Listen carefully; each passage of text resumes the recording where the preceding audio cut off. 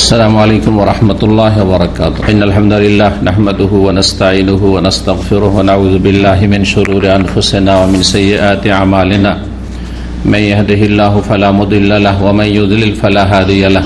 وأشهد أن لا إله إلا الله وحده لا شريك له وأشهد أن محمدا عبده ورسوله صلى الله تعالى عليه وعلى آله وصحبه وسلم تسليما كثيرا. أما بعد فقد قال الإمام البخاري رحمه الله تعالى: باب الرجل يودع صاحبه.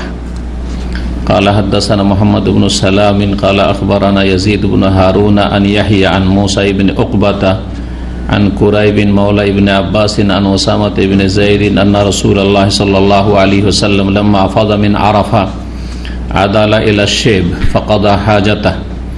قال أسامة فجعلت أصب عليه ويتوضأ فقلت يا رسول الله أتصلي؟ قال المصلى أمامك. সম্মানিত দিনী ভাতৃমণ্ডলী, আল্লাহ রাব্বুল আলামিনের যাবতীয় প্রশংসা যে মহান আল্লাহ রাব্বুল আলামিন একক, যার কোনো শরীক নেই, যিনি পবিত্রতাকে পছন্দ করেন। সালাত এবং সালাম নাজিল হোক মুহাম্মদুর রাসূলুল্লাহ সাল্লাল্লাহু আলাইহি ওয়াসাল্লামের প্রতি, যার প্রতি নাজিল হয়েছে কোরআনুল কারীম এবং তার সাথে তার সর্বোত্তম ব্যাখ্যা বিশ্লেষণ রাসূলুল্লাহ সাল্লাল্লাহু আলাইহি ওয়াসাল্লামের সুন্নাহ হাদিস, দুটোই হচ্ছে ওয়াহী। আজ 16ই জমাদাস সানি 1442 হিজরি মোতাবেক 29শে জানুয়ারি 2021 আমাদের ধারাবাহিক আলোচনা সহিহুল বুখারীর ওযুর পর্ব নম্বর 10। ইমাম বুখারী রাহিমাহুল্লাহ অধ্যায় হচ্ছে অধ্যায় নম্বর 35। বলছেন বাবুর রাজুলি ইউদ্দিউ সাহিবাহ। এই অধ্যায় হচ্ছে এমন কোন ব্যক্তি সম্পর্কে যে নিজ সঙ্গীকে ওযু করিয়ে দেয়, অর্থাৎ কোন ব্যক্তি যদি অপর কোন ব্যক্তিকে, সঙ্গী বলতে সে তার চাইতে সিনিয়র হতে পারে, জুনিয়র হতে পারে, আবার সমকক্ষ হতে পারে। আরবিতে সঙ্গী যে কোনো ক্ষেত্রে সঙ্গী, বরং সালাফদের যুগে সঙ্গী বলা হয়তো ছাত্রদেরকে, সঙ্গী বলা হয়তো ছাত্রদেরকে। এই জন্য ফিকহের পরিভাষায় আবু হানিফা রাহিমাহুল্লাহর দুইজন সবচেয়ে বড় ছাত্র ইমাম আবু ইউসুফ এবং মোহাম্মদ রহমতুল্লাহ আলাইহিম আজমাইন, তাদেরকে সাহিবাইন বলা হয়। হানাফি ফিকহ যারা পড়েছেন অথবা পড়বেন, সাহিবাইন মানে হচ্ছে আবু ইউসুফ মোহাম্মদ। তো সঙ্গী সে সফরের সঙ্গী হোক, বাড়ির সঙ্গী হোক, বড়কে হোক, আপনার বন্ধু বান্ধব সমকক্ষ সমবয়স্ক হোক, অথবা আপনার ছোট হোক, ছোটকে উজু করিয়ে দেওয়া। আপনার ছেলেরা রয়েছে, মেয়ে রয়েছে, কাউকে উজু করিয়ে দিলেন। এক কথায় যে কোন স্তরের মানুষের ক্ষেত্রে একজন অপরজনকে উজু করানো সম্পর্কে অধ্যায় জায়েজ না নাজায়েজ। অধ্যায় শুধু বলে দেওয়া হয়েছে যে এটা হচ্ছে অধ্যায়, এর উত্তর জায়েজ না জায়েজ এই হাদিসে রয়েছে। দুটো হাদিস আছে, তাহলে হাদিসগুলো দেখি। আর হাদিসগুলো দেখার আগে উজু করিয়ে দেওয়া এর অর্থ কি এটা জানতে হবে। এর তিনটি অর্থ হইতে পারে। উজু করিয়ে দেওয়ার তিনটি অর্থ হইতে পারে, ভাষ্যকারগণ বলেছে। একটি অর্থ হচ্ছে যে উজুর জন্য পানি সংগ্রহ করে দেওয়া। পানি নেই, জোগাড় করে দিলেন পানি। আপনি অনেক সময় সফরে 2-4-10 জন আছেন, 5 জন আছেন, গাড়িতে আছেন, অথবা 50 জন বাসে আছে, পানি টাইম নেই, দেখছেন পেট্রোল ও পানি নেই, আপনি গেলেন এদিক সেদিক কোথাও থেকে পানি জোগাড় করে নিয়ে আসলেন। এটা উজু করিয়ে দেওয়া, মানে উজুর ব্যবস্থা করে দেওয়া। যদি এই অর্থ নেওয়া হয় তাহলে বাহ্যিক কোনো আপত্তি নেই, কারণ সমাজের যারা ভালো মানুষ তারা অন্যের সেবা করে, এটা উত্তম চরিত্র, খুবই ভালো কাজ। সবাই মিলে নিজের পানির জন্য পেরেশান না হয়ে 1-2 জন গেল, 5 জন গেল আর পানি নিয়ে আসলো। জি, স্বেচ্ছাসেবকের কাজ, জনকল্যাণমূলক কাজ। ইসলামে এটি হচ্ছে উত্তম চরিত্রের বহিঃপ্রকাশ। যারা ভালো মানুষ তারা খেদমত চাই না, খেদমত করে। আর খারাপ চরিত্রের দিক হচ্ছে যে আপনি সবসময় খেদমত চাইবেন, কারো খেদমত করতে চাইবেন না। সফরে যদি ভালো আর মন্দ মানুষ চিনতে হয়, সফর করলে কেন মানুষ চেনা যায়, এই জন্য চেনা যায়। সফরে যে দেখবে যে লাট সাহেবের মতো বসে আছে, ও বাসে বসে থাকে, আপনি চা এনে দেবেন, আপনি কফি এনে দেবেন, চলো ভাই খেয়ে নি, ও ডাকবে না। তাহলে জানবে যে এই মানুষ ভালো মানুষ না। আর যেই ব্যক্তি আপনাকে খেদমত করতে দেবে না, সে খেদমত করতে চেয়ে আগে বেড়ে, সে হচ্ছে ভালো মানুষ। এই জন্য আমাদের দেশে একটা প্রসিদ্ধ কথা আছে যে মানুষকে চিনতে হইলে কয়টি কাজ করতে হবে, কেউ জানেন না? আরে অনেকে আছেন বিয়ে করবেন, ভালো মানুষ না খারাপ মানুষ চিনবো, শ্বশুরকে শালাদেরকে। অনেকে আছেন বিয়ে করেছেন, বিয়ে দেবেন মেয়ের, তাহলে ছেলেকে দেওয়া যাবে কিনা, দেখি ছেলেটা ভালো না মন্দ চিনবো। তো মানুষ চিনলে কি করতে হয়? একটা হচ্ছে সফর করা, এই জন্য সফরকে সফর বলা হয়। সফর মানে উজ্জ্বল হওয়া, অশুভ এজা আসফার। কারোর সাথে সফর করলে ওর চরিত্র উজ্জ্বল হয়ে ফুটে উঠে, ভালো না মন্দ। এমনি এখানে থেকে বুঝতে পারবেন না, 5 মিনিট 10 মিনিট দেখা সাক্ষাৎ হচ্ছে, খুব মিষ্টি মিষ্টি কথা, কিচ্ছু বুঝতে পারবেন না। 2 নম্বর, মানুষ চিনলে লেনদেন, টাকা পয়সা ধার দেন, নাই শেয়ারে ব্যবসা করেন, একেবারে দিনী ভাই একবার স্পষ্ট হয়ে উঠবে। দিনী ভাই ভালো করে বুঝবে, ব্যবসা করেন শেয়ারে, তখন বুঝে নেবে যে কেমন দিনী ভাই, কত যে ধোকা দিচ্ছে আর দিচ্ছে, কত যে কাহিনী আছে, এগুলো আল্লাহ ভালো জানছে। সৌদি আরব পর্যন্ত দিনী ভাইদের অবস্থা ইল্লা মাশাআল্লাহ ব্যতিক্রম। ভালো মানুষ ব্যতিক্রম। আসল হচ্ছে যে প্রতারণা, এ দিনী ভাই দিনী বোন ফিতনা। আর একটা প্রতিবেশী হইতে হবে, প্রতিবেশী হইতে হবে। তাহলে রাত দিন ওর সাথে দেখা সাক্ষাৎ চলাফিরে অতি বুঝতে পারবেন, হাসি মুখে দেখা সাক্ষাৎ করছে, সালাম দিচ্ছে না সালামের অপেক্ষায় থাকছে, তারপরে কষ্ট দিচ্ছে না কষ্টকে দূর করছে, ময়লা আবর্জনা করে রাখছে, রাস্তা সিঁড়ি না পরিষ্কার করছে। দেখা যাবে যে প্রতিবেশী প্রতি সপ্তাহে আপনি দেখছেন সিঁড়ি পরিষ্কার করছেন, যেখানে পরিষ্কার ব্যবস্থা নেই। কিছু কিছু বিল্ডিং পরিষ্কার ব্যবস্থা নেই, বিল্ডিং ওয়ালাদেরই করতে হয়। ও জীবনও করবে না, বা পয়সা দিয়ে আপনি করাচ্ছে, জীবনও 10টা টাকা দিয়ে যে আমেল নিয়ে এসে পরিষ্কার তা করে দিবে না, চিনতে পারছেন, বরং আরো ময়লা আবর্জনা করে রাখবে। এতে চেনা যায়, বা কথাবার্তায় চলাফেরা এক কথায় চেনা যায়। আল্লাহ হেফাজত করা। এই কথাগুলি গুরুত্বপূর্ণ কথা, সেজন্য বলে ফেললাম। কিন্তু আসল বিষয়বস্তু কি? ওযুর জন্য উযু করিয়ে দেওয়ার একটা অর্থ হচ্ছে উযুর পানি সংগ্রহ করে দেওয়া, 1। 2 নম্বর হচ্ছে উযু করিয়ে দেওয়া মানে উযুর পানি ঢালা। উযুর পানি ঢালা, একজন উযু করছেন, আপনি পানি ঢালছেন। পানি ঢালা, যেখানে পানির নল নেই, আর যেখানে নল আছে অনেক সময় পাইপের নল থাকে, দেখেছেন কি? পাইপের নল থাকে, একটা নল আছে, আর অনেকে উযু করবে, লাইন লেগে আছে। হজের সময় আমরা এইখানে মক্কাতে এর সম্মুখীন হয়েছি, কোন এক জায়গায় বা সফরে, একটা নলে শুধু পানি আছে, একজন ধরে আছে, আবার আশাল্লাহ উযু করাচ্ছে। অথবা পানি ঢালছে একটু একটু করে বড় কোনো গ্যালেন থেকে, আর সব এসে উযু করছে। এটা যদি হয় তাহলে এর হুকুম কি হইতে পারে? এরকম কি হতে পারে?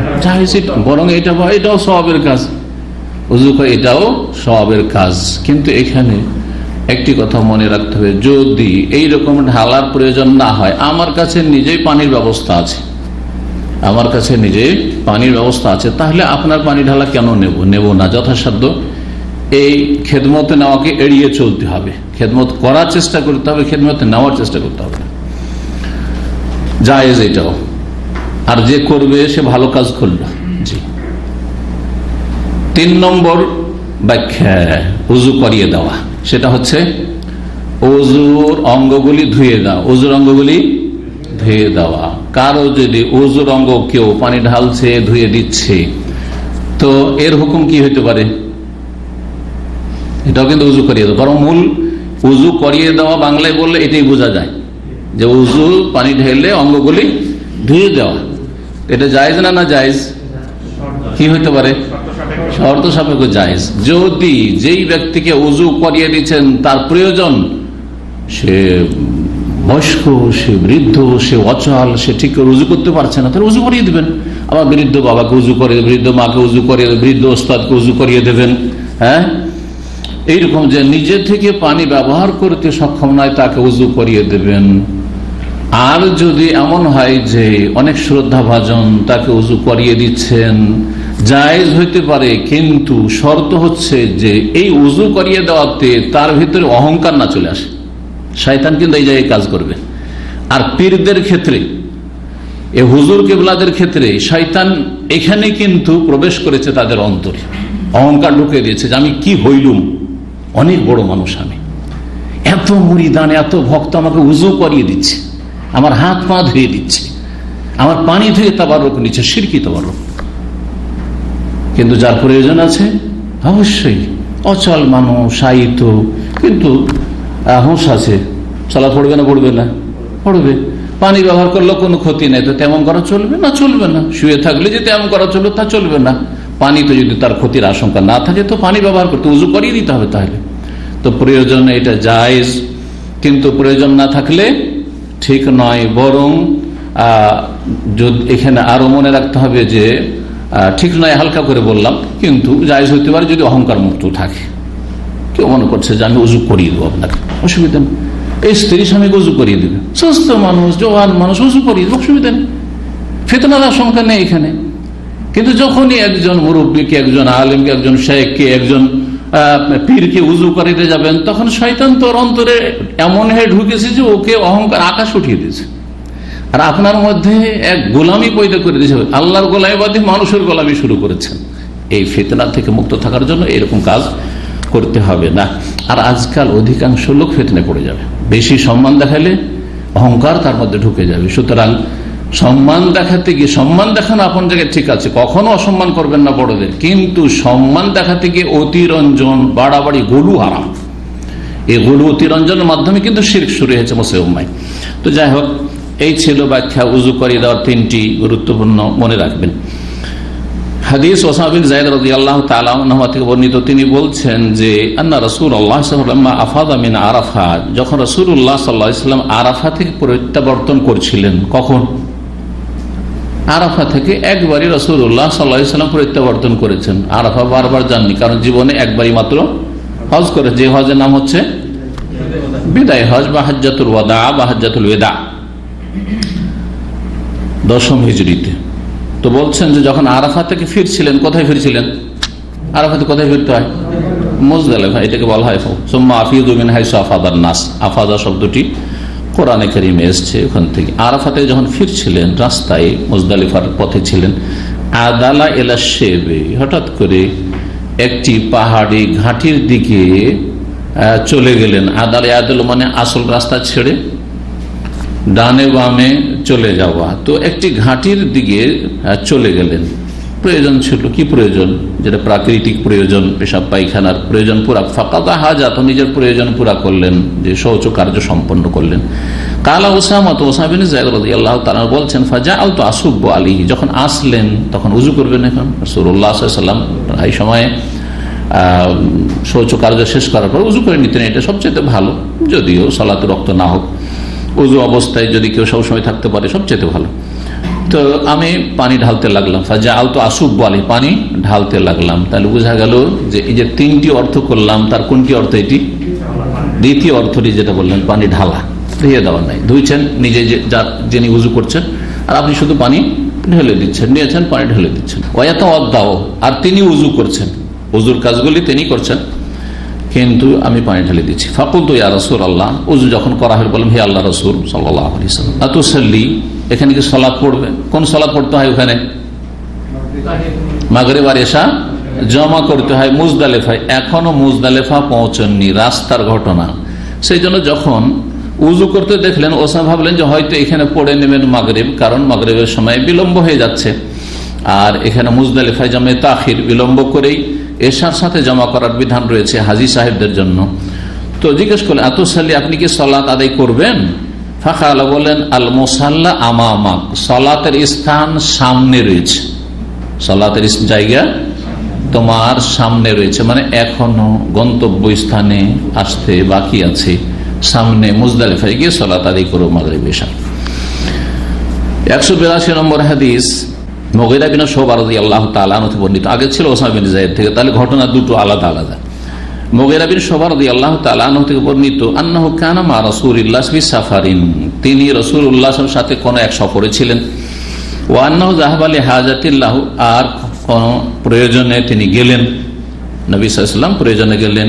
ওয়া আন্না মুগীরাতা জাআলা ইয়াসুব্বুল্লাহ, প্রয়োজন মানে যে শৌচ কার্য পূরণ করা, গেছিলেন, আর তারপরে আসলে এখন উযু করবেন।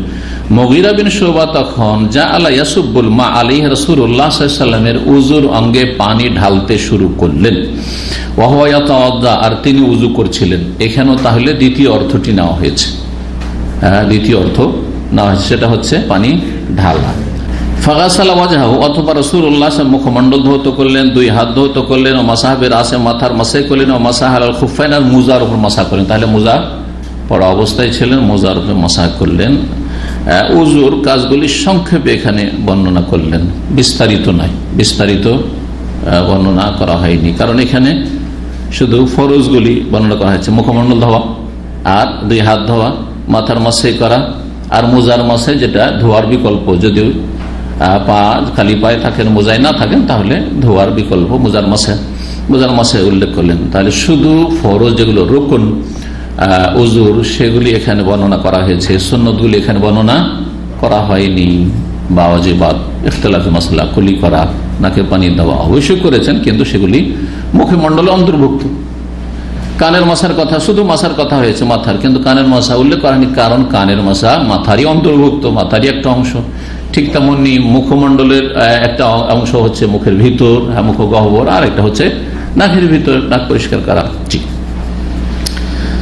এই ছিল হাদিস। তারপরে বলছেন 36 নম্বর অধ্যায়, বাব কিরাআতিল কোরআনে বাদাল হাদাসে ওয়া গায়রিহি। এই অধ্যায় হচ্ছে কোরআন পাঠ করা সম্পর্কে, তিলাওয়াত সম্পর্কে, বাদাল হাদাস, উযু ভঙ্গ হওয়ার পরে, ওয়া গায়রিহি, বা অন্যান্য কাজের পরে।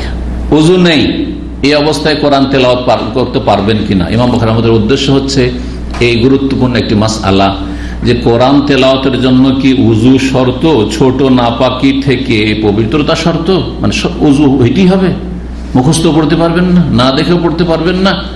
স্পর্শ করার বিষয়টি এক আলাদা, কোরআন ছুঁইব তার হুকুম আলাদা, আর আমি কোরআন ছুঁইব না, আমার মুখস্থ আছে, অথবা ছুঁইব না, সামনে রাখা আছে, এমনি আমি দেখে দেখে তেলাওয়াত করছি, দুটোতে পার্থক্য রয়েছে।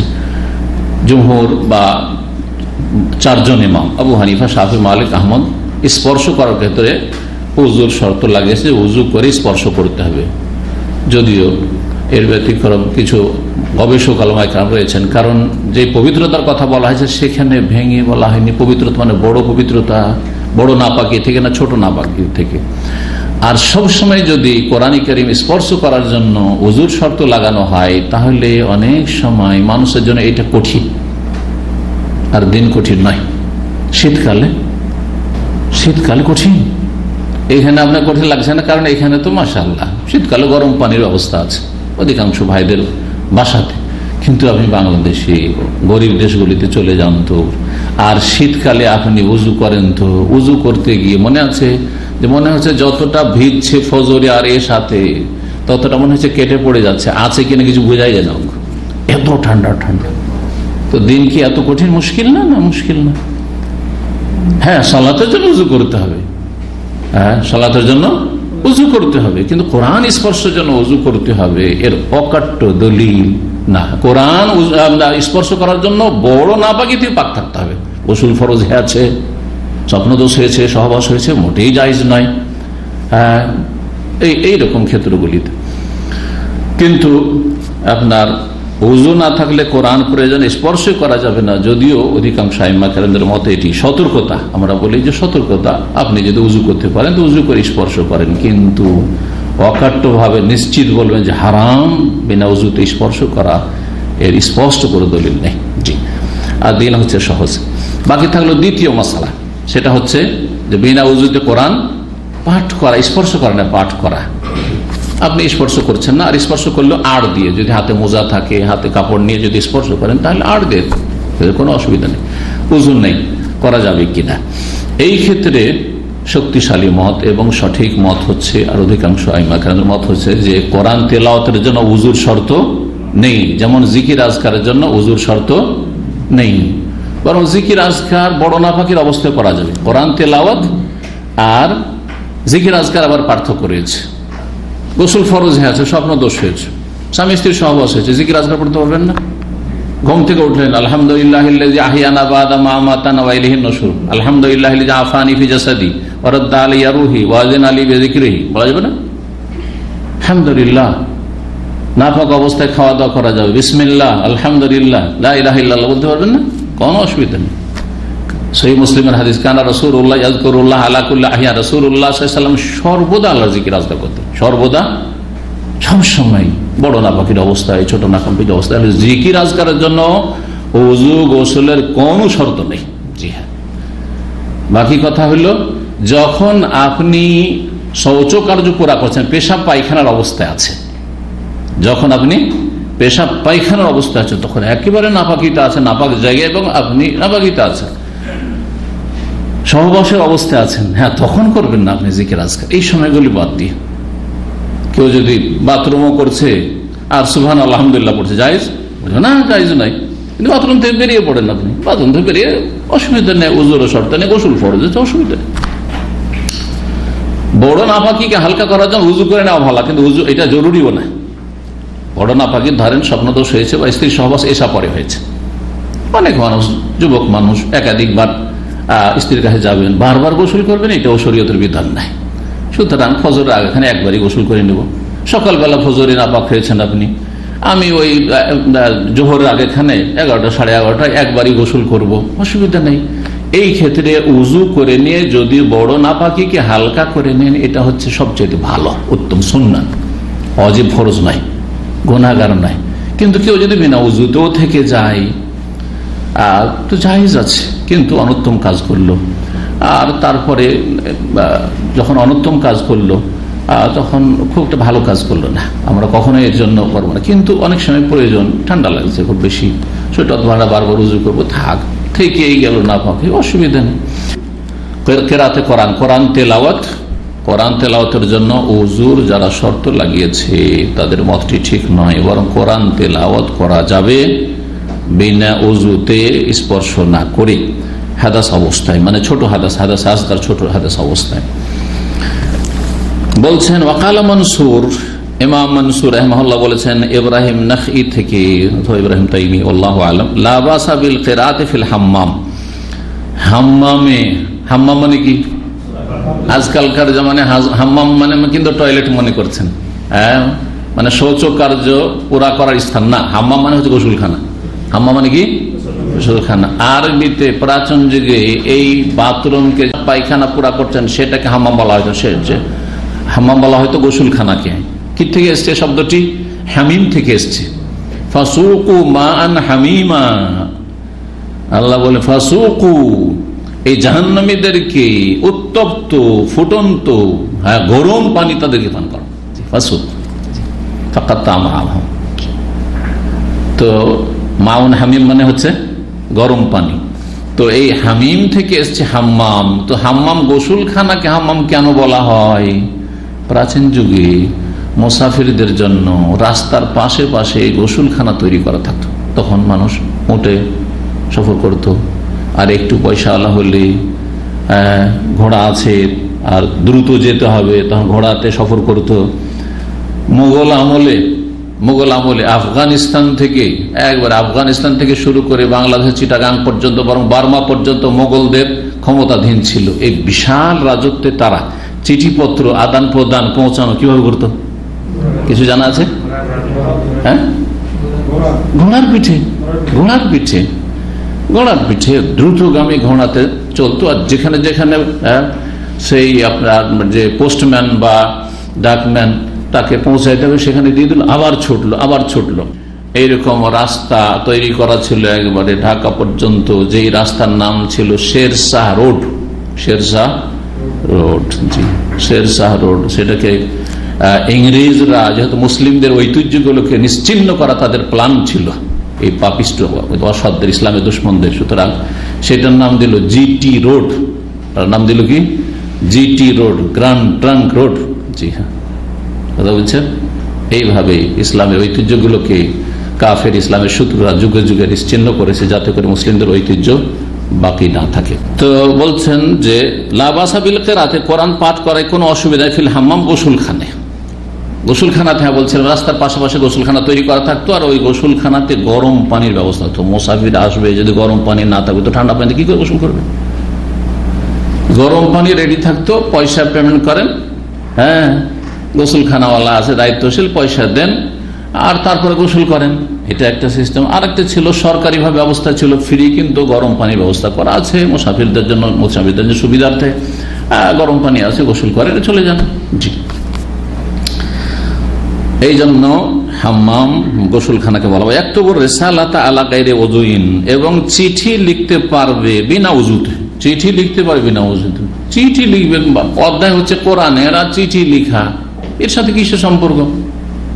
কেউ যদি বলে কি সম্পর্ক এর সাথে, এটা আবার কেন নিয়ে আসলো, লাভ আছে কিছু? হ্যাঁ, অবশ্যই লাভ আছে, কিন্তু আমরা বুঝতে পারছি না। এই জন্য যে আমরা চিঠি লিখলে কোনো কোরআনের আয়াত বিসমিল্লাহ লিখি না, কিন্তু মুসলিমরা যারা আমাদের জন্য আদর্শ মুসলিম সালাফগণ, সাহাবায়ে কেরাম, তাবেঈন, তাবা তাবেঈন, তার আগে রাসূলুল্লাহ সাল্লাল্লাহু আলাইহি ওয়াসাল্লাম, রাসূলুল্লাহ সাল্লাল্লাহু আলাইহি ওয়াসাল্লাম কাফের রাজাদেরকে চিঠি লিখেছেন, কি বলে? বিসমিল্লাহির রহমানির রহিম মিন মুহাম্মাদিন আবদুল্লাহি ওয়া রাসূলিহি ইলা হিরাকল আযীমির রোম সালামুন আলা মান ইত্তাবাল হুদা। জি, আম্মা বাদ ফাইন্নী আদুকা বিআয়াতিল ইসলাম আসলিম তাসলাম ইউতিকাল্লাহু আজরাক মাররাতাইন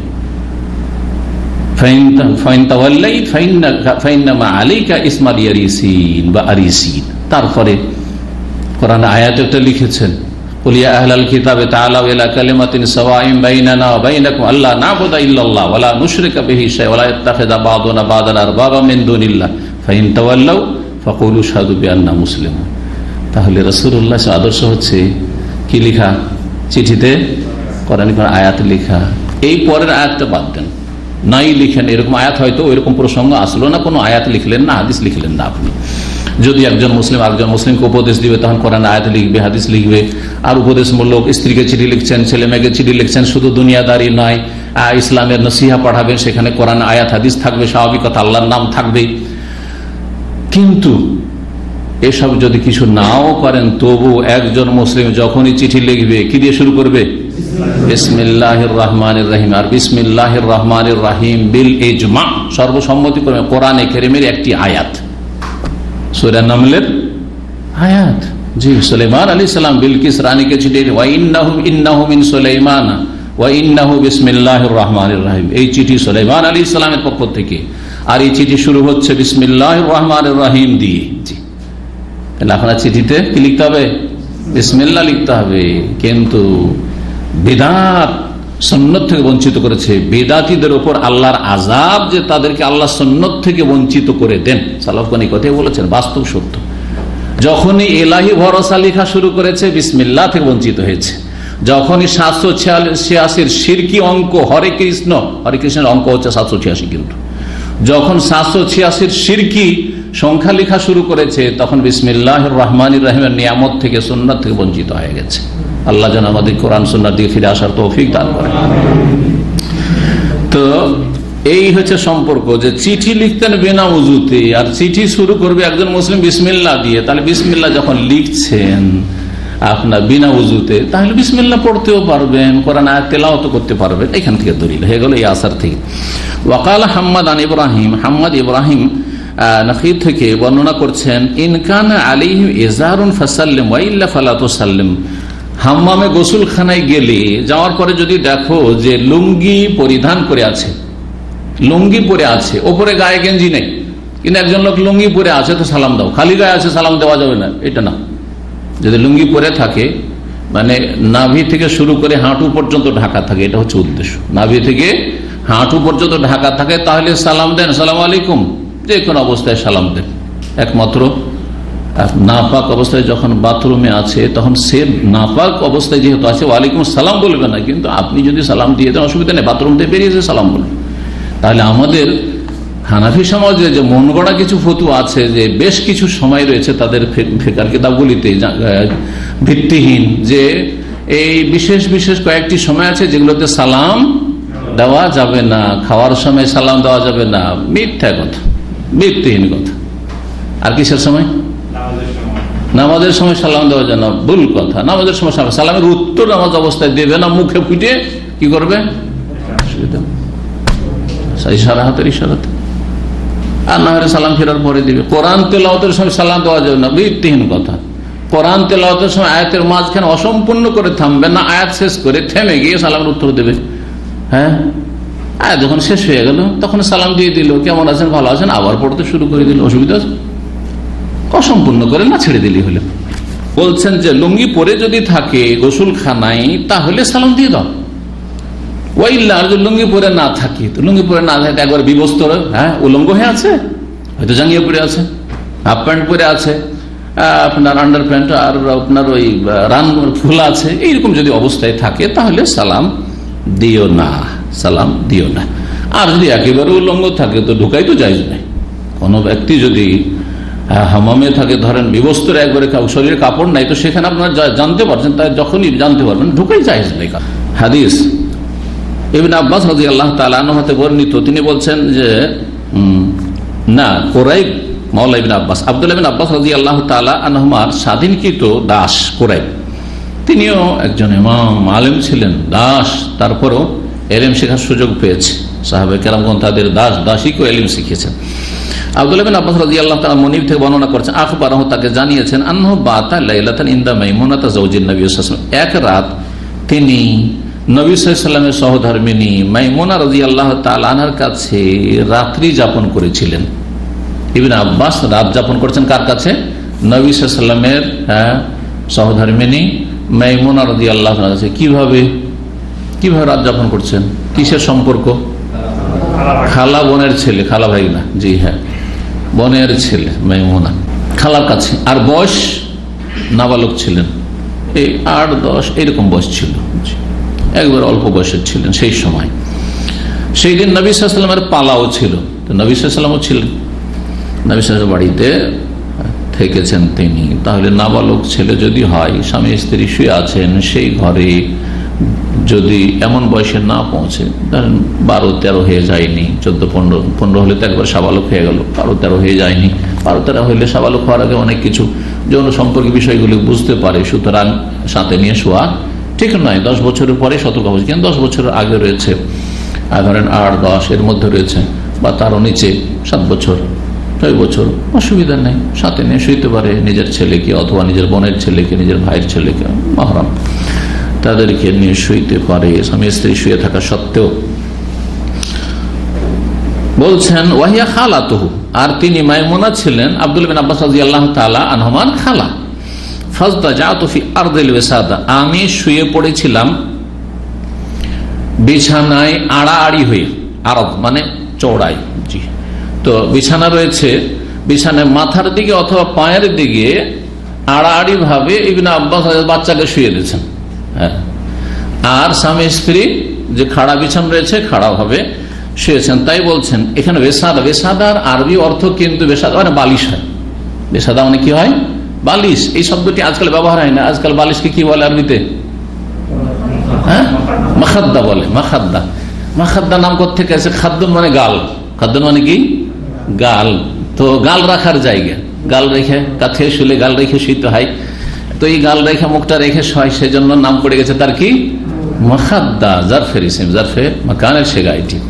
কিন্তু আসলে বেসাদাতুন মানেই হচ্ছে বালিশ। আমরা ছোটকালে পড়েছি, বাকরতুল আদাব প্রতিটি মাদ্রাসায় পড়ানো হয়, তো আমরা তখন এই শত শত অনেকগুলি শব্দ প্রথম মুখস্থ করানো হয় ছোটকালে। তো যাই হোক, বেসাদাতুন মানে বালিশ, কিন্তু বেসাদা বালিশের সাথে সাথে বিছানাকেও বলা হয়, বিছানাকেও বলা হয়। তো এখানে বেসাদা বলতে বিছানা বোঝানো হয়েছে, বিছানা, বিছানার গদি, যে আমাদের দেশে তোষক ব্যবহার করে, তোষক বুঝেন তো না? হ্যাঁ, তোষক, জি হ্যাঁ, তোষক ব্যবহার করা। ওয়াত্তাজা রাসূলুল্লাহ ওয়া আহলুহু ফি তুলিহা, আর রাসূলুল্লাহ সাল্লাল্লাহু আলাইহি ওয়াসাল্লাম এবং তার পরিবার মানে আমার খালা লম্বা ভাবে শুয়ে গেলেন, তার লম্বা হয়ে, আর আমি বেড়া হয়ে আড়াআড়ি হয়ে শুইলাম। ফানামা রাসূলুল্লাহ সাল্লাল্লাহু আলাইহি ওয়াসাল্লাম হাত্তা ইনতাসাফাল লাইল, রাসূলুল্লাহ ঘুমিয়ে পড়লেন এমনকি অর্ধ রাত হয়ে গেল, আও ক্বাবলাহু বিকালি, অথবা তার একটু কম, তার একটু পূর্বে, আও বাদাহু, অথবা অর্ধ রাতের পরে, আনুমানিক বলছেন যে আধা আধি রাত হয়ে গেছে, অথবা তার একটু কম একটু বেশি, যাই হোক উঠলেন রাসূলুল্লাহ সাল্লাল্লাহু আলাইহি ওয়াসাল্লাম। ইস্তাইকাযা রাসূলুল্লাহ, রাসূলুল্লাহ জাগ্রত হলেন, ফাজালাসা, বসে গেলেন, উঠে ঘুম থেকে উঠে বসে গেলেন। ইয়ামসাহু নাওমা আন ওয়াজহিহি বিয়াদিহি, তার নিজ মোবারক হাত দ্বারা মুখমণ্ডল থেকে ঘুমকে মুছে ফেলছিলেন। ঘুমকে তাহলে মুছে ফেলতে হয়। ঘুমের যখন খুব ঘোর থাকে, চাপ থাকে, তখন আমাদের অভ্যাস, আমরা কি করি? করি না, করেন না? জি হ্যাঁ, এই করছেন রাসূলুল্লাহ সাল্লাল্লাহু আলাইহি ওয়াসাল্লাম। এটাও সুন্নাত। তাহলে ঘুম থেকে উঠে দেখছেন যে চোখ খুলতে চায় না, অনেক সময় চোখ খুলতেই কষ্ট লাগে, দেন একটা কচলা দেন, হ্যাঁ ওখে চোখে ঘুম কিছুটা পালিয়ে গেল ওতে। সুম্মা কারা আল আশরা আল আয়াত আল খাওয়াতিম মিন সূরাতি আলে ইমরান, তারপরে সূরা আলে ইমরানের শেষ 10টি আয়াত তেলাওয়াত করলেন। এটি হচ্ছে এখানে দলিল এই হাদিস থেকে। রাসূলুল্লাহ ঘুম থেকে উঠেছেন, বসেছেন, এখনো ঘুমের ঘোর আছে, চোখটা মুছলেন, আর তারপরে সূরা আলে ইমরানের শেষ রুকুর 10টি আয়াত পাঠ করলেন। আয়াতগুলি শুরু হচ্ছে কি দিয়ে কি জানা আছে? তাহাজ্জুদ পড়ালো, এই সুন্নতটি জানা থাকা দরকার। ইন্না ফি খালকিস সামাওয়াতি ওয়াল আরদ ওয়া ইখতিলাফিল লাইলি ওয়ান নাহারি লাআয়াতিল লিউলিল আলবাব আল্লাযীনা ইয়াযকুরুনা আল্লাহা কিয়ামান ওয়া কুউদান ওয়া আলা জুনুবিহিম ওয়া ইয়াতাফাক্কারুনা ফি খালকিস সামাওয়াতি ওয়াল আরদ রব্বানা মা খালাকতা হাযা বাতিলান সুবহানাকা ফাকিনা আযাবান নার। আর শেষখানে ইয়া আইয়ুহাল্লাযীনা আমানু ইসবিরু ওয়া সাবিরু ওয়া রাবিতু ওয়াত্তাকুল্লাহা লাআল্লাকুম তুফলিহুন। এই হচ্ছে মোট 10টি আয়াত পাঠ করে রাসূলুল্লাহ সাল্লাল্লাহু আলাইহি ওয়াসাল্লাম। বিনা ওযুতে পাঠ করলেন না? তাহলে বোঝা গেল যে তেলাওয়াতের জন্য ওযু শর্ত মোটেই নেই, ওযু করে পাঠ করেননি। তাহাজ্জুদ পড়তে উঠবেন, তাহলে সুন্নত নিয়মিত হয়তো করতে নাও পারে, মাঝে মধ্যে এই সুন্নতটা পালন করবেন। যেমন জুমার দিনে সূরা সিজদায়, সূরা ফজরের সালাতে সূরা দাহার পাঠ করা সুন্নাত, প্রতি সপ্তাহে পড়তে হবে এমন জরুরি নাই, ওয়াজিব নাই, কিন্তু মাঝে মধ্যে কমপক্ষে সুন্নতকে জীবিত করা উচিত। জুমার সালাতে প্রথম রাকাতে সূরা আলা, দ্বিতীয় রাকাতে সূরা গাশিয়া, কমপক্ষে মাঝে মধ্যে জুমার সালাতে খতিবকে বা ইমামকে পড়া উচিত। এইরকম ঠিক ওই রকমই তাহাজ্জুদ যারা পড়ছেন, তাহাজ্জুদ পড়তে উঠবেন, এই 10টি আয়াত তাদের মুখস্থ করা উচিত এবং মাঝে মাঝে এই সুন্নতগুলি কমপক্ষে, আর যদি বেশিরভাগ সময় পারে সেটাকে ওয়াজিব না মনে করে কন্টিনিউ পারে তো আরো ভালো। সময় আছে তাহলে এই 10টি আয়াত পড়ে নেন। সময় নেই, সময় সংকীর্ণ, ওই 10টি আয়াত পড়তে পড়তে আমি উযু করা হয়ে যাবে, তারপরে 2 রাকাত হয়তো সালাত পড়তে পাবো, সুযোগ পাবো, তাহলে তখন আপনি এটা বাদ দিয়ে তাহাজ্জুদ পড়েন, তাহাজ্জুদ সালাতই পড়ে নেন। এই আয়াতগুলি কোনো দোষের কথা নয়, কিছুটা তো আদায় হলি পড়লেন। সুম্মা কামা ইলা শান্নিল মুআল্লাকাহ, অতঃপর দাঁড়ালেন একটি ঝুলন্ত মশকের উদ্দেশ্যে। মশক ঝুলা ছিল, মশকে পানি ভরা ছিল।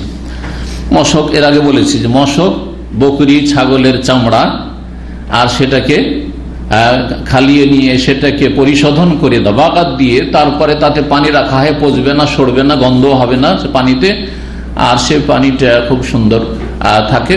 আর আরবরা এই মশক ব্যবহার করতে এই মরুর দেশে কখনো কখনো বাড়িতে ঝুলিয়ে রেখে দিত, কখনো উটের পিঠের উপর রাখতো, গাধার পিঠের উপর, খচ্চরের পিঠের উপর রাখতো, প্রয়োজনে যখন সফরে যেত। তো ঝুলন্ত মশক, পুরানো মশককে বলা হয় পুরাতন মশক। মশক পুরাতন ছিল আর ঝুলানো ছিল। ফাতাওয়াদ্দা মিনহা, সেখান থেকে উযু করলেন। সেই মশকের পায়ের একটা পায়ের দিকে নল থাকে, ছোট নল, হ্যাঁ বাঁধা থাকে, ওইটা খুলে দিলে ঝরঝর করে অল্প অল্প পানি পড়বে, পানি পড়ছে, ওর থেকে উযু করলেন।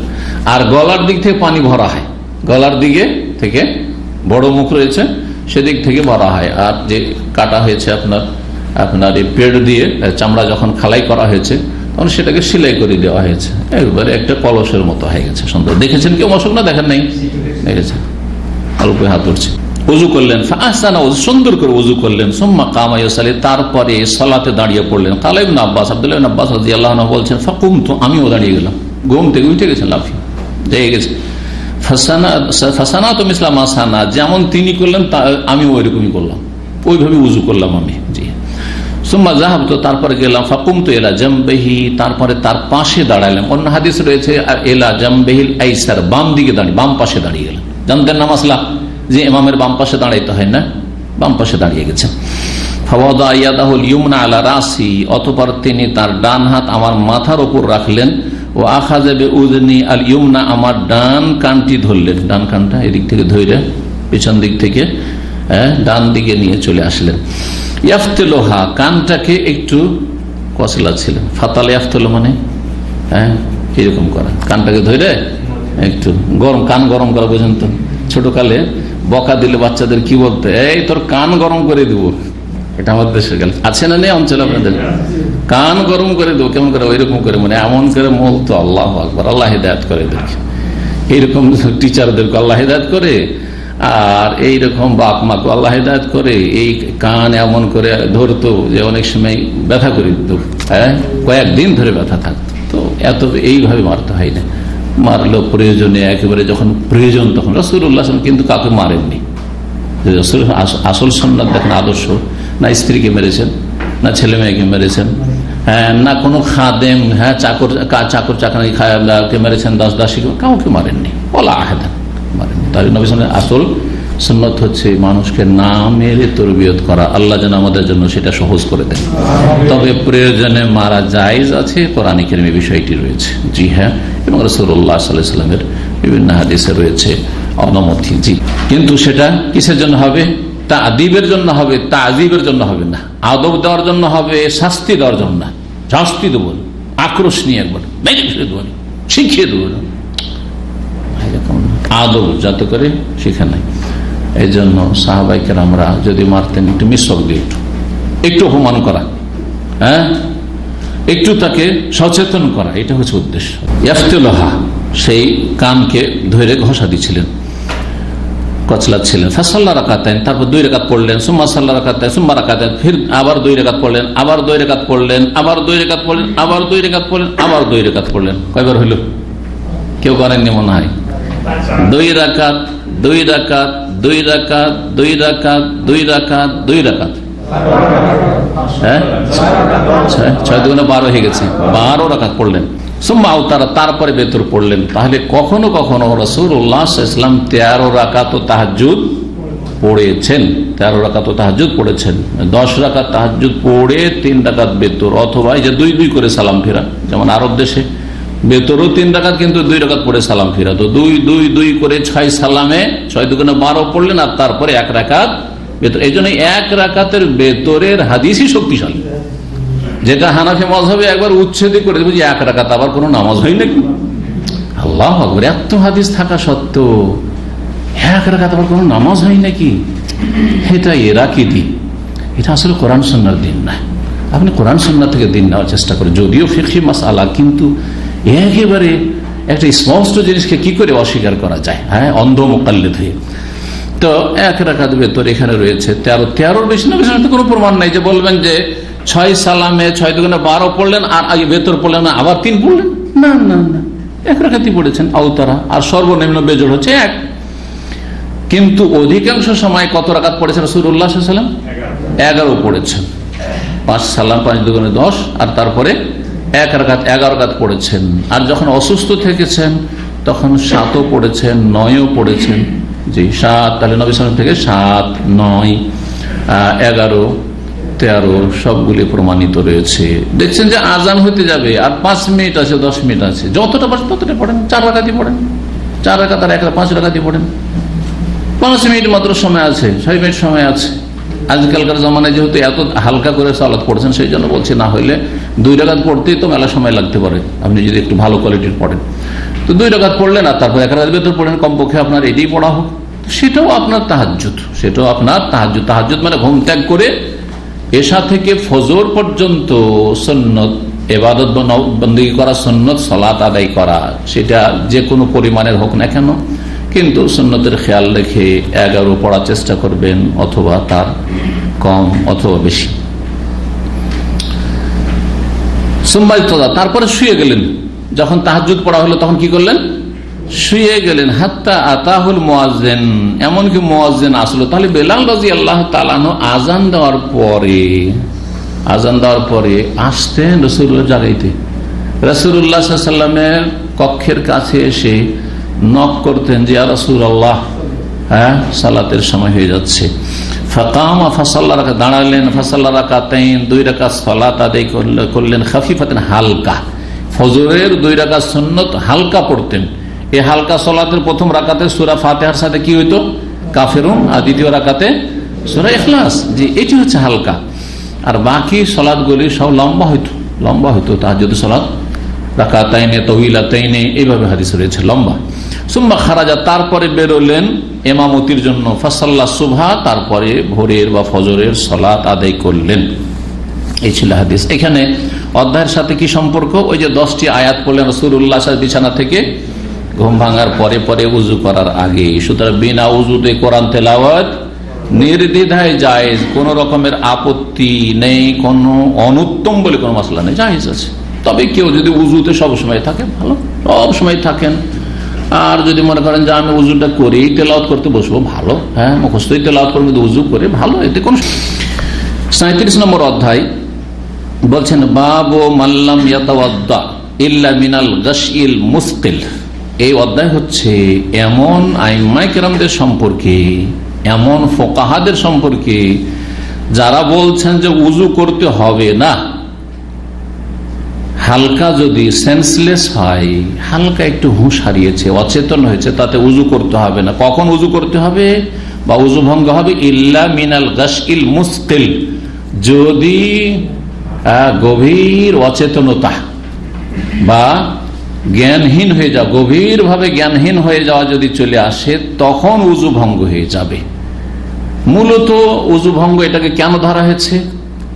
যে যখন গভীরভাবে বেহুশ হয়ে আছে একজন, 5 মিনিট 10 মিনিট পর্যন্ত বেহুশ হয়ে আছে, এর মাঝখানে বায়ু নির্গত হইল কিনা জানা নেই, সুতরাং ধরে নিতে হবে যে বেহুশ অবস্থাটা হচ্ছে ওযু ভঙ্গকারী বিষয়। কি কারণে?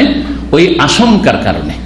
আসলে বেহুশ হলেই যে ওযু টুটে গেল, ওযু নষ্ট হয়ে এমন কথা নয়, কিন্তু বেহুশ হওয়াটা সম্ভাবনা কিসের? যে আপনার বায়ু নির্গত হয়েছে, আর বায়ু যদি নির্গত হয় তো সে জানতেই পারেনি, সুতরাং এই সন্দেহের ভিত্তিতে সে সালাত আদায় করতে থাকবে না, বরং কি করবে? ওযুর নবায়ন করে নেবে, ওযু ভঙ্গ বলে ধরে নেব। হালকা হঠাৎ করে কখনো কখনো মানুষ 10 সেকেন্ডের জন্য, 30 সেকেন্ডের জন্য বেহুশ হয়ে গেছে, তারপরে সচেতন হয়ে গেছে, বলে ওযু নষ্ট হয়ে গেছে? না, ওযু নষ্ট হয়নি। এই জন্য তো গাছি মুশকিল মানে বেশ কিছুক্ষণ ধরে বেহুশ হয়ে আছে, আর অল্প সময় 1-1 মিনিটের মধ্যে হুঁশ চলে আসছে, তাহলে ধরবো যে না, এতে ওযু ভঙ্গ হয়নি। তবে যাদের হয়তো গ্যাসের সমস্যা আছে, যখন তখন বায়ু নির্গত হয়, তাদের আরো অধিক সতর্ক হওয়া উচিত, কারণ ওদের অনেক সময় দেখা যায় যে মিনিটে মিনিটে যখন তখন বায়ু নির্গত হয়, তাহলে সাবধান থাকতে হবে। এটি হচ্ছে সঠিক মত। হাদিস নম্বর 184, হিশাম বিন উরওয়া রাহমাতুল্লাহ আলাইহিমা থেকে বর্ণিত, আন ইমরাতিহি ফাতিমা, তার স্ত্রী ফাতিমা থেকে বর্ণনা করছেন। সুবহানাল্লাহ, স্ত্রী থেকে হাদিস বর্ণনা করছেন, মানে স্ত্রী হচ্ছে স্বামীর ওস্তাদ। তাহলে এতে কি বোঝা গেল? সালাফদের কাছে আমরা কি শিখতে পারলাম? যে স্ত্রীর কাছেও যদি দ্বীনের ইলম থাকে, তাহলে দ্বীনের ইলম শিখবেন। দুনিয়ার ইলম আছে, স্ত্রী আপনার চাইতে মাশাআল্লাহ দুনিয়ার দিক থেকে শিক্ষিত, ডাক্তার, সে ভালো জ্ঞান রাখে কোনো বিষয়ে, তাহলে তার কাছ থেকে শিখবেন না? অবশ্যই, ওস্তাদ মানবেন, অসুবিধা কি? জি। তো এই হিশাম বিন উরওয়া তার স্ত্রী ফাতেমা রাহিমাহুল্লাহ থেকে বর্ণনা করছেন, আন জাদ্দাতিহা, তিনি তার দাদি থেকে বর্ণনা করছেন। তার দাদি হচ্ছেন আসমা বিনত আবি বকর, রাসূলুল্লাহ সাল্লাল্লাহু আলাইহি ওয়াসাল্লামের শালিকা হচ্ছেন আসমা আবু বকর রাদিয়াল্লাহু তাআলা আনহুমার মেয়ে। আন্নাহা ক্বালাত, তিনি বলছেন, মানে হাদিস তাহলে বর্ণিত কার থেকে? আসমা রাদিয়াল্লাহু তাআলা আনহা থেকে। আতাইতু আয়েশা, বলছেন আমি আমার বোন আয়েশার কাছে আসলাম, জাওজিন নবী সাল্লাল্লাহু আলাইহি ওয়াসাল্লাম সহধর্মিনী একদিন। কোন দিন সেটা ছিল? হিনা খাসাফাতিশ শামস, যেদিন সূর্যগ্রহণ লেগেছিল। রাসূলুল্লাহ সাল্লাল্লাহু আলাইহি ওয়াসাল্লামের আমলে একবার সূর্যগ্রহণ লাগে। ফাইজান নাসু কিয়ামুন ইউসাল্লুন, এসে দেখি যে লোকজন মসজিদ নববীতে দাঁড়িয়ে সালাত আদায় করছে, দীর্ঘ তেলাওয়াত চলছে আর সালাত চলছে। কিসের সালাত এটি? সূর্যগ্রহণের সালাত, সালাতুল কুসুফ বা সালাতুল খুসুফ বলা হয়। ঠিক আছে, আরব দেশে দেখেন এই সুন্নত কায়েম আছে। দেশে কোনদিন পড়েছেন? জীবনে পড়েছেন? এই সুন্নত গুলি মৃত সুন্নত, এগুলোকে জীবিত করতে হবে, এগুলোর কোনো ফিকির নেই। বিদআত নিয়ে মাতামাতি, আর সুন্নতের কোনো ফিকির নেই। বলছেন ওয়াইদাহি কায়েমাতু সাল্লি, আর দেখছি যে আমার বোন আয়েশা, ওর বাড়ি এসছে, ও সালাত পড়ছে। মহিলারা নবী সাল্লাল্লাহু আলাইহি ওয়াসাল্লাম আমলে পেছনে কাতার লাগতো, মসজিদ নববী থেকে পেছনে কাতার লাগতো, ফরজে এবং আপনার তারাবিতে, আর তারপরে এই সালাতুল খুসুফেও, সূর্যগ্রহণের সালাতেও। তো তিনিও সালাত আদায় করেছেন। ফাকুলতু মালিন নাস, আমি বললাম মালিন নাস, কি হয়েছে লোকজনের, কি ব্যাপার? বুঝতে পারেন, উনি দেখেননি সূর্যের দিকে যে সূর্যগ্রহণ লেগেছে, খবরই নেই। আজকাল তো সোশ্যাল মিডিয়াতে আগে থেকে জানতে পারছেন যে কখন কি হচ্ছে না হচ্ছে। জি, আজকে জানেন একটা নতুন খবর, আজকের রাতের নতুন খবর কি বলেন তো দেখি? হ্যাঁ, হ্যাঁ, মাশাআল্লাহ, কমর চাঁদ আজকে ঠিক কাবার উপরে ছিল। আজকে যে কোনো মসজিদে বা যে কোনো জায়গায় কিবলা ঠিক করার জন্য চাঁদের দিকে দেখা যথেষ্ট ছিল। আজকে যখন প্রথম ফজরের সালাত শুরু করতে গেল তখন দেখলাম তার আগে যে, কারণ কালকে বা পরশু থেকে আমার কাছে খবর ছিল টুইটারের মাধ্যমে, দেখছি যে একবার ঠিক চাঁদ দেখা যায় অন্যদিকে থাকে, কিন্তু না, একদম কাবার সামনে। ওর থেকে বোঝা গেল যে আমাদের বাসার যে মুসাল্লা, যেখানে আমরা সালাত আদায় করি, আমাদের কিবলাটা একবার হু কাবার দিকে আছে না শুধু পশ্চিম দিকে। যদি জায়েজ পশ্চিম দিকে মুখ করলেই সালাত হয়ে যাবে দূর থেকে, কাছে থেকে কাবাকে লক্ষ্য করতে হবে। কিন্তু যদি আমাদের জানার ব্যবস্থা থাকে, আজকের চাঁদ রাত্রে যারা দেখেছেন বা ফজরের সময় দেখেছেন, যদি ভালো করে দেখে থাকেন তো ঠিক এখন বুঝতে পারবেন না, কারণ আগে থেকে জানা ছিল না। তো একবার ঠিক কাবার ওপরে ছিল, চাঁদ ছিল আজকে।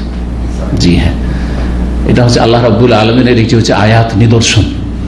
আল্লাহ মাঝে মাঝে দেখান যে আজকে ঠিক কাবার উপরে হচ্ছে চাঁদ। জি, তো দিক নির্ণয় করার জন্য এইটাই যথেষ্ট, সারা বিশ্বের সমস্ত মুসলিমদের জন্য যথেষ্ট, নরনারীর জন্য, যে আজকে রাতের চাঁদটা যে দেখেছে নিজের কিবলা বাসার, প্রত্যেক মানুষ নিজের বাসায় কিবলা ঠিক করে নিতে পারেছে যে এদিকে আমার কাবা আছে। আল্লাহু আকবার। বলছেন যে কি হয়েছে, মালিন নাস ফাশারাত বিয়াদিহা নাহওয়াস সামা, তখন তিনি সালাত অবস্থায় ইশারা করলেন এর আকাশের দিকে। ওয়াকালাত, বললেন সুবহানাল্লাহ। তাহলে আশ্চর্য হইলে সুবহানাল্লাহ পাঠ করা। আমাদের দেশের বক্তারা আর শ্রোতারা যখন তখন আশ্চর্য হয়, ও কথা শুনলেই শুধু আশ্চর্য, অবাক হয়, সুবহানাল্লাহ সুবহানাল্লাহ। আর বক্তাও বলে, আরে সুবহানাল্লাহ বলেন না একটু, হ্যাঁ জোরে বলেন সুবহানাল্লাহ। মানে অবাক, সবসময় খালি অবাকই রাখতে চাই শ্রোতাদেরকে। এই কি কোনো ওয়াজ হইলো, এই কি কোনো দিনের শিক্ষা হইলো? কি আজব শিক্ষা। টাইম পাস, শুধু 2-2.5 ঘন্টা বলতে হবে, এত টাকার কন্ট্রাক্ট করেছি, টাইমটা কি দিয়ে পাস করবে? মাল মেটেরিয়াল তো পাবে কোথায় যে এক বিষয়ের উপরে বলবে? সারা দুনিয়া ঘুরে বেড়াচ্ছে, এদিক সেদিক ঘুরে আবার শেষ করলো সাদাকাল্লাহুল আযীম, শেষ। জি, এল অবস্থা।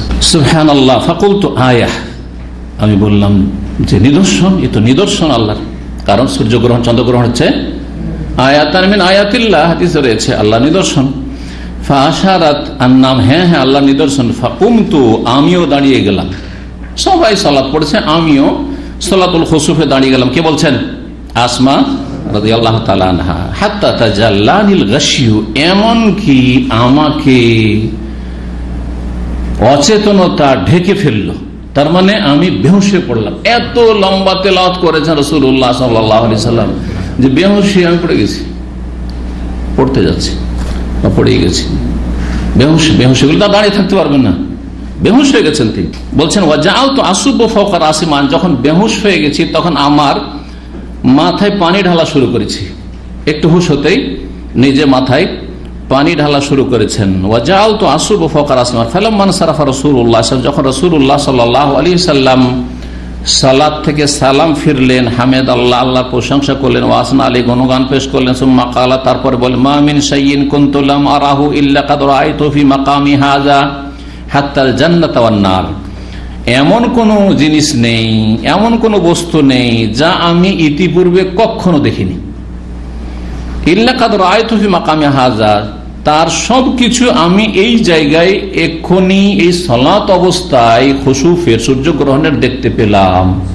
সারা পৃথিবীর আল্লাহ সবকিছু, এমনকি আখিরাতের পারলৌকিক দৃশ্য, বিভিন্ন রকমের আযাবের দৃশ্য, জাহান্নামের, জান্নাতের দৃশ্য, জান্নাতীদের দৃশ্য, জান্নাতের সেসব প্যালেস, আম্বিয়া রাসূলগণের এবং সাহাবায়ে কেরাম সবকিছু দেখে ফেললাম। আল্লাহু আকবার। নবী সাল্লাল্লাহু আলাইহি ওয়াসাল্লামকে তাহলে দুনিয়া এবং আখিরাতের সবকিছু এক ঝলক দেখিয়ে দেওয়া হয়েছে। এটি হচ্ছে নবী সাল্লাল্লাহু আলাইহি ওয়াসাল্লাম কি মুজিজা, অলৌকিকত্ব। হাত্তাল জান্নাত ওয়ান নার, এমনকি জান্নাত জাহান্নামও দেখলাম, দেখলাম। তাহলে সচক্ষে দেখেছেন। কেমন দেখেছেন? যেমন আজকাল টিভির পর্দাতে দেখছেন, এখানে বসে বসে দেখছেন যে আমেরিকাতে আপনার ইলেকশন নিয়ে কি যে মারামারি আর কি যে মাতামাতি, আর হোয়াইট হাউস ঘেরা আর দখল করা, সব দেখছেন না? বাড়িতে বসে বসে, এখানে বাসায় বসে বসে দেখছেন। ঠিক তেমন দেশে দেখছেন যে একটা কিসের ওয়ার্ড কমিশনারের অথবা কিসের মেয়রের যে ওগুলোই আর কি, ইলেকশন নিয়ে দু ভাই মারামারি করে একজনকে আরেকজনকে দিল মায়ের পেটের ভাইকে গুলি করে। আউযু বিল্লাহি মিনাশ শাইতানির রাজিম। আল্লাহু আকবার। না মুসলিম জাতির এলেম আছে, না আমল আছে, না কোনো আখিরাতের কোনো ফিকির আছে। এই জাতি ইয়াতামাত্তাউন ওয়া ইয়াকুলুনা কামা তাকুলুনা নাম, এরা ভোগ বিলাস করছে এবং গবাদি পশু গরু ছাগল যেমন খাই দায় আর হাগে মুতে তাই করছে। আল্লাহু আকবার। আল্লাহ হেফাজত করেন এবং আলহামদুলিল্লাহ পড়েন যদি এর থেকে আল্লাহ বাঁচিয়ে রাখেন। সুবহানাল্লাহ, সুবহানাল্লাহ। কোথায় গেল মুসলিম ভ্রাতৃত্ব, মুসলিমের ভাই? কোথায় গেল মায়ের পেটের ভাই? কোথায় গেল আত্মীয়তার সম্পর্ক ছিন্নকারী? আর এর চাইতে বড় ছিন্ন করা কি হইতে পারে যে ভাই ভাইকে খুন করছে, জাহান্নামে যাবে। আল্লাহু আকবার। একটু এলেম নাই, না ইসলামের জ্ঞান আছে, না ইসলামের আমল আছে, না আখিরাতের চিন্তা আছে, জান্নাত যাওয়ার কোনো ফিকির আছে, না জাহান্নাম থেকে বাঁচার কোনো চেষ্টা আছে। পশুর মতো জীবনযাপন, এসব দলের জন্য মারামারি করা, এগুলো হচ্ছে পাশবিক জীবনযাপন। আল্লাহ রাব্বুল আলামিন এইসব অনিষ্ট থেকে মুসলিম জাতিকে ফিরে আসার জন্য তৌফিক দান করেন, ইসলামের জন্য কাজ করার জন্য তৌফিক দান করেন, ইসলামী ভ্রাতৃত্ব টিকিয়ে রাখার তৌফিক যেন আল্লাহ দান করেন। বলছেন জান্নাত জাহান্নাম সব দেখলাম। ওয়ালাকাদ উহিয়া ইলাইয়া, আর আমাকে ওহিও করা হয়েছে। ওই সময়ের মধ্যে ওহি, তার নবী সাল্লাল্লাহু আলাইহি ওয়াসাল্লামকে ওহি বিভিন্ন সময় আসতো।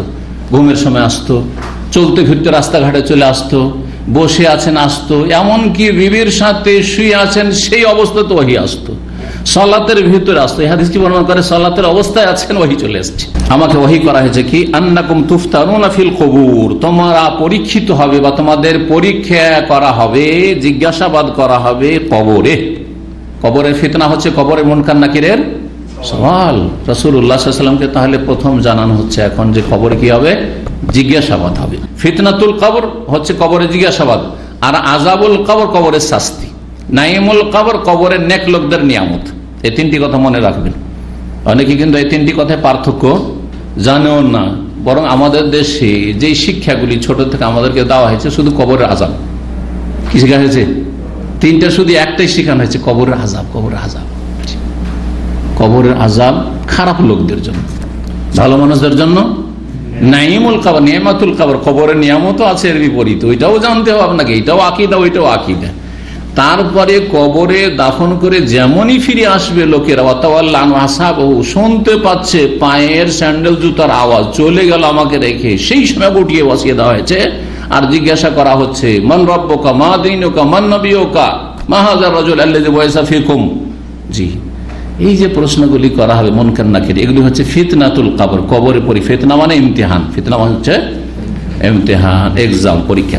কেমন জিজ্ঞাসাবাদ করা হবে? মিসলা আও করিবান মিন ফিতনাতিদ দাজ্জাল, এই পরীক্ষা বড়ই কঠিন হবে যেমন দাজ্জালের পরীক্ষা, দাজ্জালের ফিতনার মতো।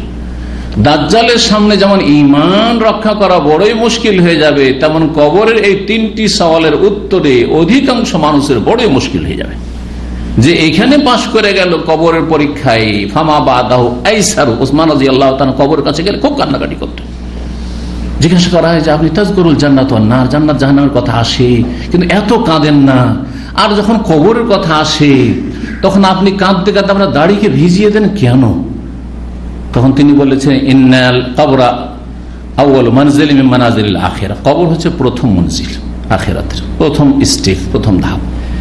এখানে ফামান নাজা মিনহু, যদি কবরের এই ফিতনাতে আযাব থেকে কেউ যদি মুক্তি পেয়ে যায়, ফামা বাদাহু আইসারু মিনহু, যে কথাটা বলছিলাম, তারপরে তার জন্য সহজ হয়ে যাবে।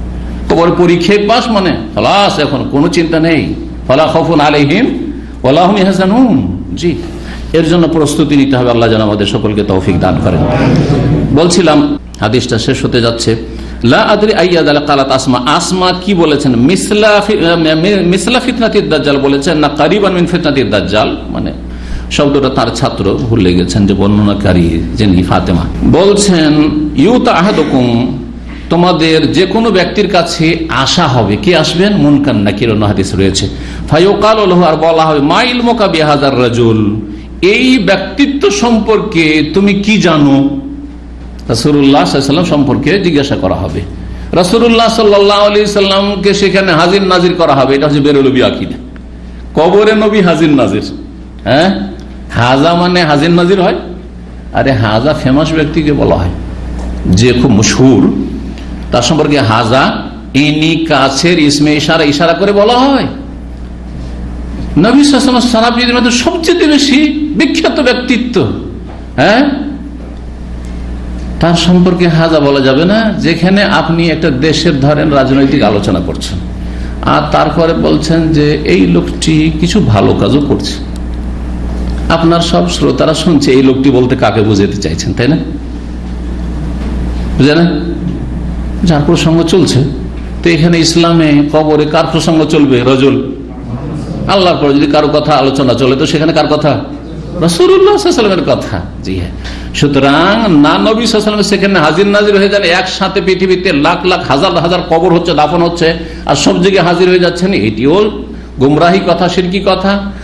আর আরেক দল বলেছেন নবীর ছবি পেশ করা হয়, আর বলা হয় এটা কে?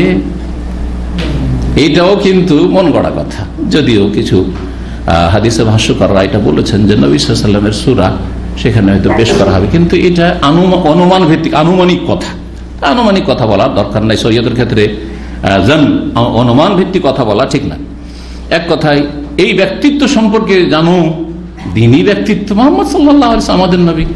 যদি মুমিন হয়, আবিল মুকিন, বর্ণনাকারী সন্দেহ রয়েছে, মুমিন ইমানদার বলেছেন না বিশ্বাসী মুকিন বলেছেন, লা আদরি আইয়াল কালাত আসমা, আসমা যে কোন শব্দটি বলেছেন ভুলে গেছি। ফায়াকুল, বলবে মুমিন ব্যক্তি, হুয়া মুহাম্মাদুর রাসূলুল্লাহ, তিনি হচ্ছেন মুহাম্মদ যিনি আল্লাহর রাসূল, জাআনা বিল বাইয়িনাতি ওয়াল হুদা, যিনি আমাদেরকে সুস্পষ্ট দলিল এবং হেদায়েত দিক নির্দেশনা নিয়ে এসেছিলেন। ফাআজাবনা, আমরা ডাকে সাড়া দিয়েছিলাম, ওয়া আমান্না, ঈমান নিয়ে এসেছিলাম, ওয়াত্তাবানা, আমরা তার অনুসারী হয়েছিলাম। ফায়ুকালু, তখন এই সৎ ব্যক্তিকে কবরে বলা হবে, নাম সালেহান, তুমি নিশ্চিন্তে ঘুমিয়ে পড়ো। সুবহানাল্লাহ, নাম সালেহান, তুমি আরামসে ঘুমাও, কোনো চিন্তা নেই তোমার। অন্য জায়গায় রয়েছে, হাদিসে রয়েছে, নাম কা নাওমাতিল উরুস, হ্যাঁ, তুমি ঘুমাও যেমন বাসর রাতে, যে বাসর রাতে পাত্র পাত্রী ঘুমায়, স্বামী স্ত্রী ঘুমায়, প্রথম রাত কি যে সুখের রাত, কি যে শান্তির রাত, ওই রকম তুমি ঘুমাও, তোমার কোনো চিন্তা নেই। আল্লাহু আকবার। তো মুমিন ব্যক্তির জন্য আল্লাহ মহাসম্মান রেখেছেন। বলছেন কাদ আলিমনা ইন কুনতা লামুকিনান, ফেরেশতারা মুনকার নাকির বলে যে আমাদের জানাই ছিল যে তুমি বিশ্বাসী, তারপর তোমার পরীক্ষা নিলাম, জানি তোমার রিপোর্ট আমাদের কাছে আছে, মিলে গেছে, তোমার যে রিপোর্ট আমলনামা তার সাথে তোমার উত্তর মিলে গেছে। আমাল মুনাফিক, পক্ষান্তরে যে কপট মুনাফিক, আকীদার মুনাফিক, আবিল মুরতাব বা সন্দিহান কাফের মুশরিক যতগুলি আছে, লা আদরি আইয়া কালাত আসমা, আসমা যে কি বলেছেন, মুনাফিক বলেছেন বা মুরতাব সন্দিহান ব্যক্তি। ফায়াকুলু, সে বলবে লা আদরি, হা হা, লা আদরি, হাই হাই হাই, আমি জানি না কিছু। সামিতুন নাসা, মুনাফিক এই বাক্যটি অতিরিক্ত বলে, সামিতুন নাসা ইয়াকুলুনা শাইআন, লোকজন বলতো তেমন আমরাও বলতাম, লোকের সবাই বলতো যে মুহাম্মদ নাকি নবী সাল্লাল্লাহু আলাইহি ওয়াসাল্লাম, তাই আমরাও বলতাম। আজকাল যতগুলি যাদেরকে নাস্তিক বলে অনেকে চিনছেন, ইসলাম বিদ্বেষী মুসলিম জাতির বড় বড় নেতা, বড় বড় আপনার কি বলছে এদেরকে, আপনার কি বলছে বুদ্ধিজীবী, হ্যাঁ বুদ্ধিজীবী, এই নামটি হয়ে গেছে এই শ্রেণীর বেদিনদের নাম, বুদ্ধিজীবী। এই বুদ্ধিজীবীগুলো, কথিত বুদ্ধিজীবী যারা, যারা দুনিয়ার কিছু বুদ্ধি রাখে কিন্তু আখেরাত সম্পর্কে একেবারে অজ্ঞ, তো এরা এইরকম উত্তরগুলি দেবে। সামিতুন নাসে, লোকজনকে বলতে শুনতাম, আমাদের দেশে হুজুররা বলতো আর আলেম শাইখেরা বলতো, শুনতাম, সোশ্যাল মিডিয়ায় দেখতাম যে নাকি আমাদের নবী মুহাম্মদ সাল্লাল্লাহু আলাইহি ওয়াসাল্লাম, এরকম দেখছি।